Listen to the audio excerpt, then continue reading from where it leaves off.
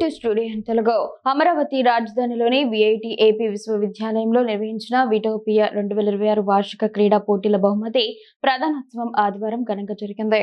ఈ కార్యక్రమానికి ముఖ్య అతిథిగా అర్జున అవార్డు గ్రహీత ప్రముఖ అథ్లెట్ జ్యోతి ఎర్రాజీ హాజరై వివిధ క్రీడల్లో విజేతలైన విద్యార్థులకు బహుమతులు అందజేశారు. ఉదయం జరిగిన 5 కిలోమీటర్ల మ్యారథాన్లో పాల్గొని విద్యార్థుల్లో క్రీడా స్ఫూర్తిని నింపారు. ఈ సందర్భంగా జ్యోతి ఎర్రాజీ మాట్లాడుతూ జీవితంలో విజయానికి సవాళ్లను ధైర్యంగా ఎదుర్కోవాలని సూచించారు. సాధారణ కుటుంబం నుంచి ఆసియన్ గేమ్స్ స్వర్ణం వరకు తన ప్రయాణాన్ని గుర్తు చేశారు. Vice chancellor doctor P Arunmouli Varan మాట్లాడుతూ విద్యతో పాటు క్రీడలు అవసరమన్నారు. సాయంత్రం ప్రో షోలో Mohan Bhogaraju, Abdul Wahab band, DJ notorious ప్రదర్శనలు ఆకట్టుకున్నాయి.